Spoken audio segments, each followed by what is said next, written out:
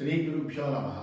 गुरुर्ब्रह्मा गुरुर्विष्णुः गुरुर्देवो महेश्वरः गुरुसाक्षात् परं ब्रह्म तस्मै श्रीगुरवे नमः। अस्मद् गुरुचरणपादारविन्दाभ्यां नमः। నిన్నటి మన మహాభారత ప్రస్థానంలో ఈ భీమసేనుడు ఎక్కడికి వెళ్ళాడు అనేటువంటి సందేహం వచ్చి ఆ ధర్మరాజు ద్రౌపదిని నకుల సహదేవుని అడిగితే అప్పుడు ద్రౌపది చెప్పింది, ఇలాగా ఈ పుష్పం ఒకటి ఇలా వస్తే ఆ పుష్పాన్ని చూసి నేను ఇటువంటి పుష్పాలు తీసుకురావయ్యా అని భీమసేనుడు పంపించాను. అందువల్ల నా కోసమే ఆ పుష్పాలు తీసుకురావడానికి భీమసేనుడు అక్కడికి వెళ్ళాడు, అలా ముందరకి వెళ్ళాడు అని చెప్పాడు. అయ్యో, అతనికి ఏదైనా ప్రమాదం జరుగుతుందేమో, మనం ఇప్పుడు వెంటనే అక్కడికి వెళ్ళాలి అని అనుకుని అందరూ కలిసి అక్కడికి వెళ్ళారు. వెళ్ళేటప్పుడు అక్కడ భీమసేనుడు ఉన్నాడు. వాళ్ళందరినీ చూసిన తర్వాత ఆ యుధిష్ఠిరుడు చాలా ఆనందపడ్డాడు. ఆ ప్రదేశం అంతా చూసి వెంటనే అది కుబేరుని స్థానము ఇది, అందువల్ల ఇటువంటి స్థానానికి నువ్వు ఇట్లాగా అనుమతి తీసుకోకుండా ఇలా రావడం అనేటువంటిది ఇలా చేస్తే ఎలాగని భీమసేనుడిని ప్రశ్నిస్తే అప్పుడు భీమసేనుడు చెప్పినటువంటి విషయాలన్నీ విన్న తర్వాత అప్పుడు ఎక్కడికి ఇలా ముందరికి వెళ్ళాలా, మనం ఎక్కడికి వెళ్ళాలి, కుబేరుడి యొక్క నివాసం నుంచి ముందరికి పోవడం అనేటువంటిది ఎట్లా కుదురుతుంది అని అనుకుంటూ అంటే అప్పుడు అశరీరి వాణి చెప్పింది, ఈ ముందరికి వెళ్ళడం అనేటువంటిది అసాధ్యము. నువ్వు ఏ దారిలో అయితే ఎక్కడికి వచ్చావో మళ్ళీ ఆ బదరీ ఆశ్రమానికి, నరనారాయణ ఆశ్రమానికి వెళ్ళవయ్యా అని ఆ అశరీరవాణి పాండవులకి, ఆ ధర్మరాజుకి తెలియజేసింది. ఆ అశరీరవాణి చెప్పినటువంటి మాటలు విన్నారు. విన్న తర్వాత వెంటనే చాలా ఆశ్చర్యం వేసి అప్పుడు వెంటనే ఆ మాటల్ని ధర్మరాజు స్వీకరించిన వాడై తిరిగి నరనారాయణ ఆశ్రమానికి భీమసేనుడు సోదరులతో ద్రౌపదితోటి కలిసి అక్కడికి వచ్చి అక్కడ ఆ నరనారాయణ ఆశ్రమంలో ఉంటున్నారు. అలా ఉంటుండగా ఈ వృత్తాంతాలన్నీ కూడా జనమేజయుడికి వైశంపాయుడు చెబుతున్నాడు. ఇక్కడ లోమసుడు తెలియజేస్తున్న లోమసుడితోటి కలిసి వీళ్ళు తీర్థయాత్ర చేస్తున్నారు కాబట్టి ఆయన చెబుతున్న వృత్తాంతాలు కూడా కొన్ని ఇందులో కథగా మనకు తెలుస్తున్నాయి. వైశంపాయన చెప్పిన తతస్థాన్ పరివిశ్వస్తాన్ వసతస్తత్ర పాండవాన్ పర్వతేంద్రే ద్విజై సార్థం పార్థాగమనకాంక్షయా గతేషు తేషు రక్షసు భీమసేనాత్మజేపి చ రహితాం భీమసేనేన కదాచిత్తాన్ యదృచ్ఛయా జహార ధర్మరాజానం యమౌ కృష్ణాం చ రాక్షసః బ్రాహ్మణో మంత్రకుశలః సర్వశాస్త్ర విదుత్తమః ఇతి బ్రువన్ పాండవేయాన్ పర్యుపాస్తే స్మనిత్యదా పరీక్షమాణ పార్థానాం కలాపాని ధనుషి చ అంతరం సంపరిప్రేక్షు ద్రౌపద్యా హరణం ప్రతి దుష్టాత్మా పాప బుద్ధి సనామనాఖ్యాతో జటాసురః. ఆ గంధమాదన పర్వతం మీద పాండవులంతా బ్రాహ్మణులతో కలిసి అర్జునుడి రాక కోసం నిరీక్షిస్తున్నారు. ఆ రాక్షసులు, ఘటోత్కచులు వీళ్ళందరూ కూడా వెళ్ళిపోయారు. తర్వాత ఒక రోజున భీముడు లేకుండా చూసి ఒక రాక్షసుడు బ్రాహ్మణ రూపంలో ధర్మరాజును, నకుల సహదేవులను, ద్రౌపదిని కూడా ఎత్తుకుని వెళ్ళిపోయాడు. ఆ బ్రాహ్మణుడు మంత్ర నిపుణుడని, అన్ని శాస్త్రాలు తెలిసిన వాడని చెప్పుకొని పాండవుల్ని నిత్యము సేవిస్తూ ఉన్నాడు. వాడు పాండవుల పరికరాలైనటువంటి ధనుసులు మొదలైన వాడిని, ద్రౌపదిని ఎత్తుకుని పోవాలని సమయం కోసం నిరీక్షిస్తూ కాచుకున్నాడు. ఆ దుర్మార్గుడు, వాడు పాపాత్ముడు కూడా. వాడు అసలు పేరు జటాసురుడు. వాడు ఏం చేశాడంటే వీళ్ళందరినీ ఒక రోజుని ఎత్తుకుపోయాడు. పోషణం తస్య రాజేంద్ర చక్రే పాండవనందన బుబుధేన తం పాపం భస్మచ్ఛన్నమి వానరం.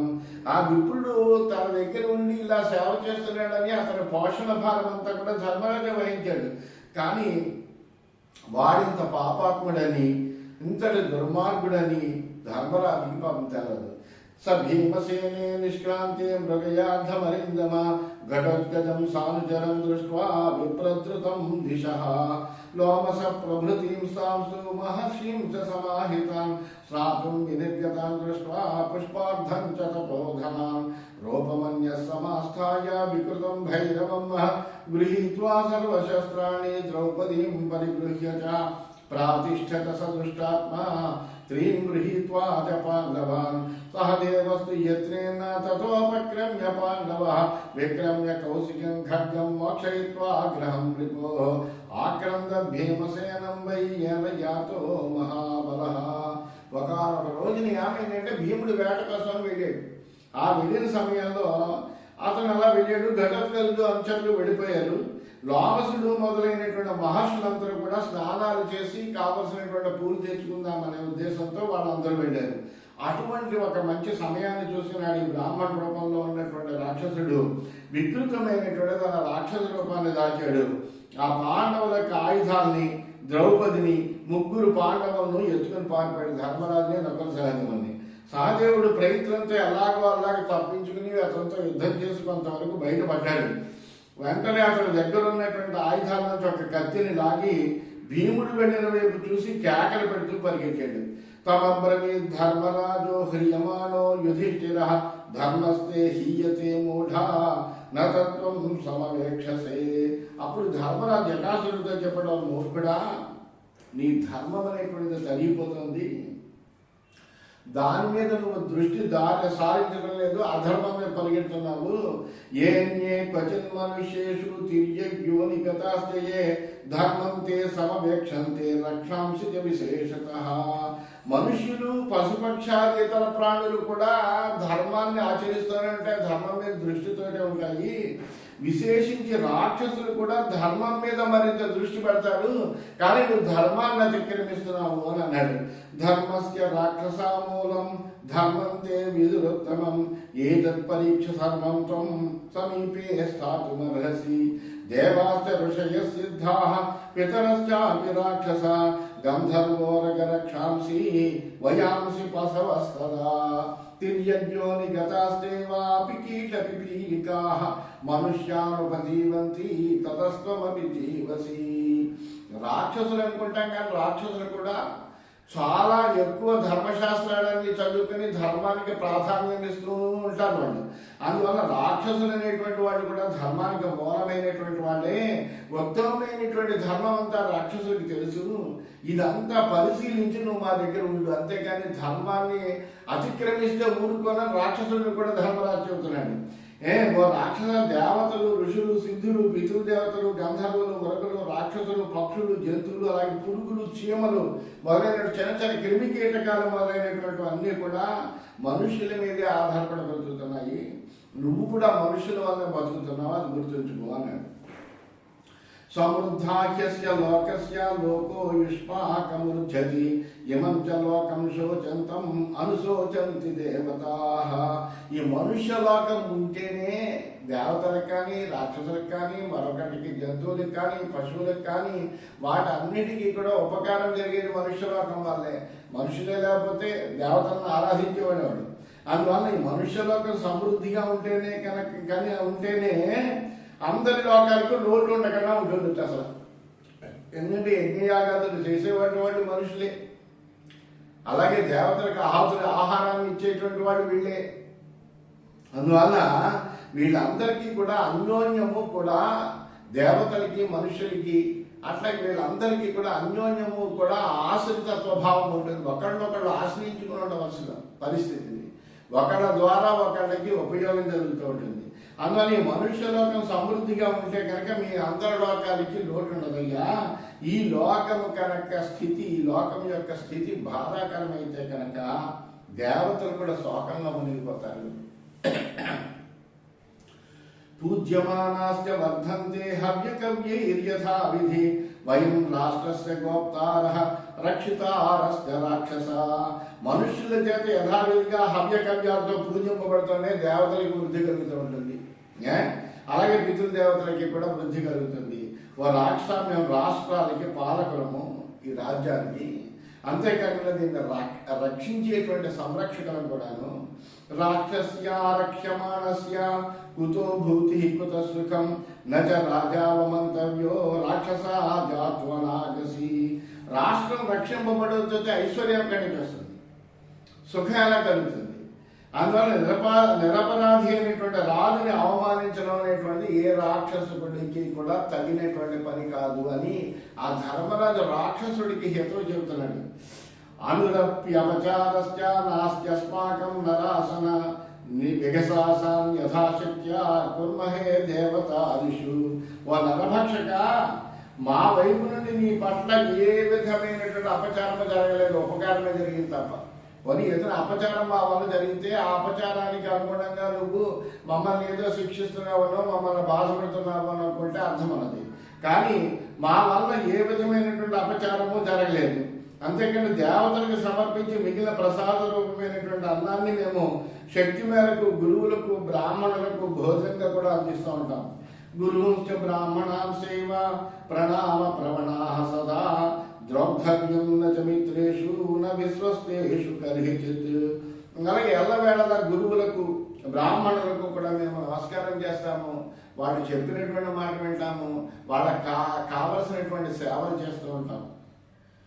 ఏ వ్యక్తి కూడా ఎన్నడూ స్నేహితులకు నమ్మిన వారికి ద్రోహం అనేటువంటిది చేయకూడదయా. నువ్వు మా దగ్గర ఉన్నావు, మా దగ్గర నీ యొక్క పోషణ అంతా మేము చూసాం, ఇప్పుడు మమ్మల్ని నువ్వు మోసం చేస్తున్నావు, అందువల్ల ఇది నీకు ఎంత మాత్రమో ధర్మం కాదన్నాడు. ఎందుకంటే అతను వచ్చాడు, బ్రాహ్మణ రూపంలో వచ్చాడు, వస్తే అతనికి కావలసినటువంటి పోషణాధారం అంతా ధర్మరాజు తీసుకున్నాడు, అతనికి కావలసిన ఆహారాన్ని అంతటే కూడా అందించేవాడు. ఇన్ని చేసి ఉపకారం పొందిన తర్వాత ఇప్పుడు అపకారం చేయడానికి వచ్చావంటే నువ్వు ధర్మాన్ని ఎట్లా అతిక్రమిస్తున్నావో నీకేమన్నా తెలుస్తుందా అని అడిగాడు. ఏషాం చ అన్నాని భుంజీత యత్ర చ స్యాత్ ప్రతిశ్రియః సత్వం ప్రతిశ్రయేస్మాకం పూజ్యమాన సుఖోషితః. ఎప్పుడు కూడా ఒక్కటి గుర్తుంచుకో, ఎవరి అన్నం అయితే తిన్నామో, ఎవరి వల్ల ఆశ్రయం పొందామో వాళ్ళకి ద్రోహం చేయడం అనేటువంటిది ఎప్పటికీ తగదయ్యా. నువ్వు మా చేత గౌరవింపబడుతూ మా ఆశ్రయంలో చాలా సుఖంగా ఉన్నావు. భుక్త్వా చాన్నాని దుష్ప్రజ్ఞ కథమస్మాన్ విహీర్షసి ఏమేవ వృధాచార వృధా బుద్ధో వృధామతి. ఓ దుర్మార్గుడా, మా అన్నం తిని మమ్మల్ని హరించాలని అసలు నీకు ఎలా అనిపించిందయ్యా? ఇంతకంటే అవసరం ఏమన్నా ఉందా? బ్రాహ్మణ రూపంలో ఆచరించినంతా కూడా నువ్వు వృధాయే, నీ పెద్దరికం అంతా కూడా వృధాయే, నీ బుద్ధి కూడా వృధాయే. ఎందుకంటే ఈ మాత్రం జ్ఞానం నీకు లేకపోతే కనుక వృధా మరణం అర్హశ్చ వృధా జన భవిష్యసి అసచే దుష్టబుద్ధిత్వం సర్వైర్ధర్మైర్వివర్జితః. ప్రదాయ శస్త్రాణ్యస్మాకం యుద్ధేన ద్రౌపదీం హర అసచేత్వం అవిజ్ఞానాదిదం కర్మ కరిష్యసి అధర్మం చాప్యపకీర్తిం చ లోకే ప్రాప్స్యసి కేవలం ఏకామద్య పరామృశ్య శ్రియం రాక్షసమానుషీం విషమేత సమాలోధ్య కుంభేన ప్రాసితం త్వయా తదో యుధిష్ఠిరస్తస్య గురుకః సమపద్యత. ఈ పరిస్థితి వల్ల నువ్వు ఇటువంటి పరిస్థితుల్లో ఇటువంటి పని చేస్తే కనుక నువ్వు వ్యర్థంగా చావాల్సి వస్తుంది, చావుకు చెక్కవలసి వస్తుంది. ఎందుకంటే దాని ఫలితాన్ని నువ్వు తప్పనిసరిగా అనుకుంటావు. నేడు వృధాగా నీ ప్రాణం నువ్వు పోగొట్టుకోపోతున్నావు. ఎందుకంటే నువ్వు దుష్ట బుద్ధి కలిగినటువంటి వాడు, దుర్మార్గమైనటువంటి బుద్ధితోటి అన్ని ధర్మాలని కూడా విడిచిపెట్టావు. నువ్వు మాకు ఆయుధాలను అందించి యుద్ధంలో గెలిచి కావాలంటే నువ్వు మా ఆయుధాలు కూడా తీసుకుని మమ్మల్ని మోసం చేసి మమ్మల్ని తీసుకుని వెళ్ళిపోతున్నావు. అది నీకు ఎంత మాత్రం తగదు. మాకు ఆయుధాలు ఇయ్యి, మాతో యుద్ధం చెయ్యి, మమ్మల్ని నెక్కి కావాలంటే నువ్వు ద్రౌపది తీసుకెళ్ళి. అంతేకాని అజ్ఞానం చేత నమ్మక ద్రోహము ఎత్తుకుపోవడం లాంటివి చేసేవో ఈ లోకంలో పాపాన్ని చెడ్డ పేరుని నువ్వు ఓటగొట్టుకుంటావు. దానివల్ల వచ్చేటువంటి యాతనలన్నీ కూడా నువ్వే అనుభవించాల్సి వస్తుంది. అందువల్ల నువ్వు ఇప్పుడు ఏం చేయాలంటే ఈ మానవ జాత స్త్రీని తాకి చేసినటువంటి పాపము భయంకరమైనటువంటి విషయం లాంటిది. మహాపతివ్రత, అటువంటి ఈ పతివ్రతను నువ్వు తాకేమో అంటే కనుక తాకిన దానివల్ల అది మహా విషం లాంటిది. అది ఎటువంటిదంటే కొండ ఎత్తుకుని విషం తాగినట్టు అవుతుంది నువ్వు. అందువల్ల అని చాలా ధర్మ ఉపదేశం అంతా కూడా ఆ జటాసురుడు అనేటువంటి రాక్షసుడికి ధర్మరాజు చేశాడు. ఎప్పుడైతే అలాగా చెప్పినప్పటికీ తన మాట వినలేదో ఒక్కసారిగా వీళ్ళందరినీ పట్టుకుని పెడుతున్నాడేమో ఎత్తుకుని ఆ యుధిష్ఠిరుడు విపరీతమైనటువంటి బరువు ఎక్కేట అతనికి. సతు భారాభిభూతాత్మ నథా శీఘ్రగోభవత్ అధా ప్రవీ ద్రౌపదీం చ నకులంచ యుధిష్ఠిర. ఆ బరువు మొయ్యలేకపోతున్నాడు, వాడు మొయ్యలేకపోతుంటే కుంగిపోతున్నాడు. ఆ కుంగిపోతున్నటువంటి జటాసురుడు ఎంత బరువు మోసుకుని వేగంగా నడవలేకపోతున్నాడు. అప్పుడు యుధిష్ఠిరుడితో ద్రౌపదితోటి నకులతోటి ఈ విధంగా అన్నాడు, మా భైష్ట రాక్షసాన్మూఢ గతిరస్య మయాహృత నాతి దూరే మహాబాహు భక్త పవనాత్మజ. ఈ మూర్ఖుడైనటువంటి రాక్షసుడికి మీరు భయపడకండి అని ద్రౌపదికి నకులుడికి ధైర్యం చెప్పాడు. నేను వీడి నడకని అడ్డుకున్నాను, ఇప్పుడు వీడు బరువెక్కిపోయాం, అందువల్ల వీడు అసలు నడక సమానంగా నడవలేనటువంటి పరిస్థితుల్లో ఉన్నాడు. ఈ దగ్గరలోనే ఎక్కడో మనకు భీమసేనుడు ఉంటాడు, కంగారు పడకండి. అస్మిన్ ముహూర్తే సంప్రాప్తే న భవిష్యతి రాక్షస సహదేవస్తు దృష్ట్వా రాక్షసం మూఢచేతసం ఉవాచ వచనం రాజన్ కుంతీపుత్రం యుధిష్ఠిరం రాజన్ చిన్నామ సత్కృత్యం క్షత్రియస్యాస్త్యతోధికం యద్యుద్ధే అభిముఖ ప్రాణాం జయేత్ శత్రుం జయేతవ ఏష చాస్మాన్ వయం చైనం యుధ్యమానాః పరంతప సోదయేమ మహాబాహో దేశకాలో హ్యయన్ నృప క్షత్రధర్మస్య సంప్రాప్తః కాలః సత్య పరాక్రమః. కొద్దిసేపు గడిస్తే కనుక ఇంక ఈ రాక్షసుడు ప్రాణాలతో మిగలడు, అందులో ఏమీ సందేహం లేదు. ఈ బుద్ధి మొద్దుబారినటువంటి వాడు ఈ రాక్షసుడు. ఇతన్ని చూసి సహదేవుడు కుంతీ కుమారుడైనటువంటి యుధిష్ఠిరుడితో ఈ విధంగా అంటున్నాడు, రాజా ఇతడు బుద్ధి బాగా నశించినటువంటి వాడు, శత్రువుడికి యుద్ధంలో శత్రువుని ఎదుర్కొని ప్రాణాలను విడవాలి లేదా జయించాలి, అంతకంటే మంచి పని ఏమడదు.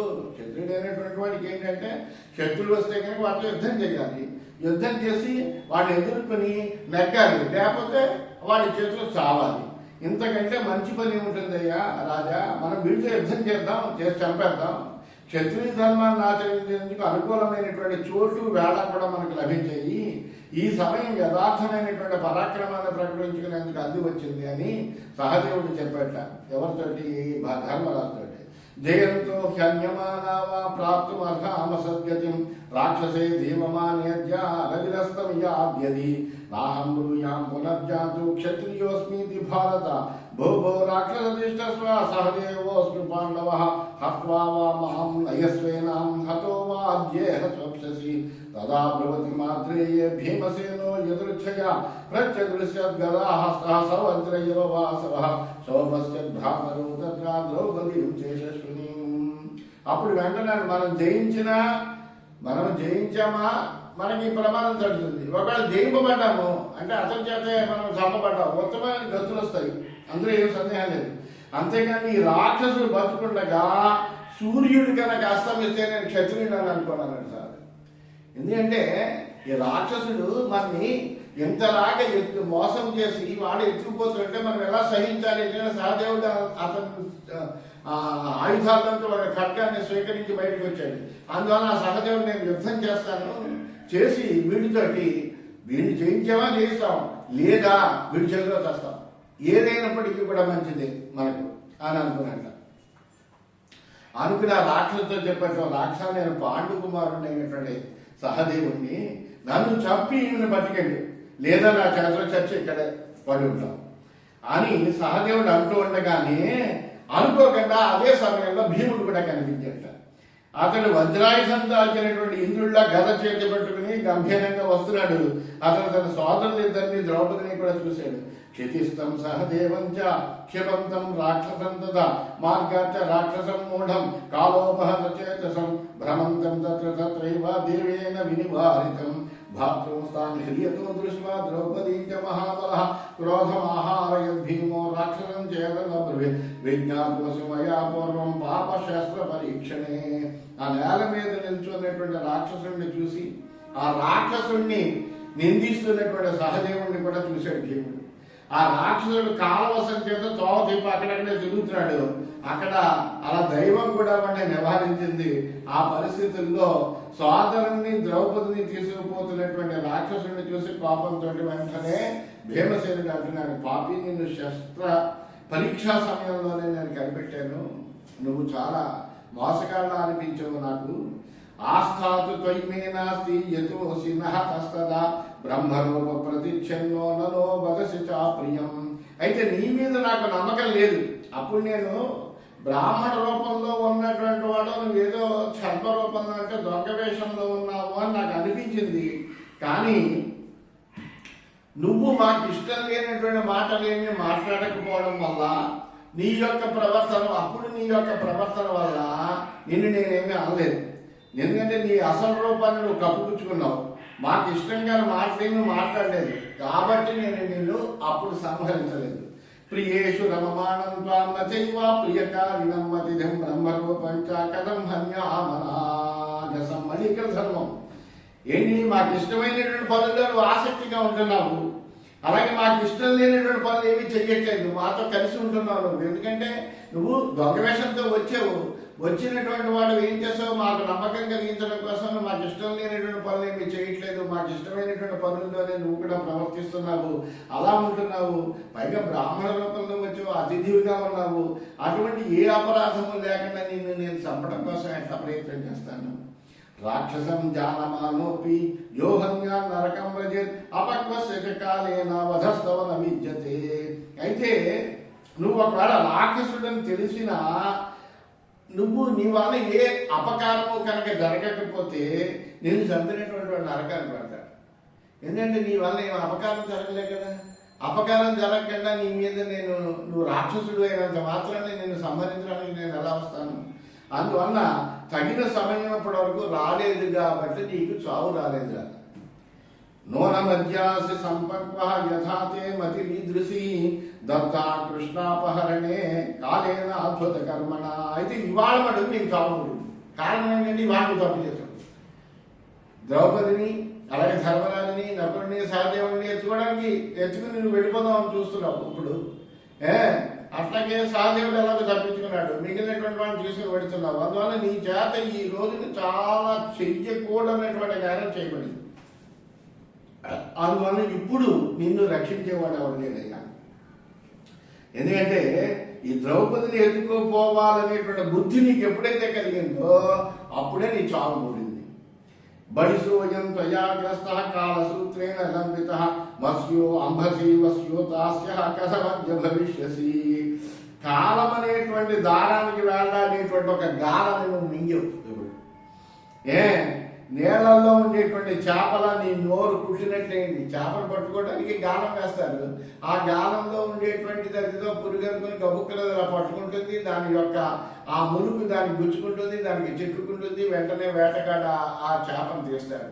అలాగే ఇప్పుడు నీకు నీ మృత్యువు ఏం చేసిందంటే నీకు ఇటువంటి బుద్ధి, ద్రౌపదిని ఎత్తుకుపోవాలి అనేటువంటి బుద్ధిని కలిగించేటువంటి ఒక గాలం వేసింది. ఆ గాలాన్ని నువ్వు చిక్కుకున్నావు. అందువల్ల ఇప్పుడు ఇంకా నువ్వు బ్రతకడానికి అవకాశం లేదురా అని చెప్తున్నాడు.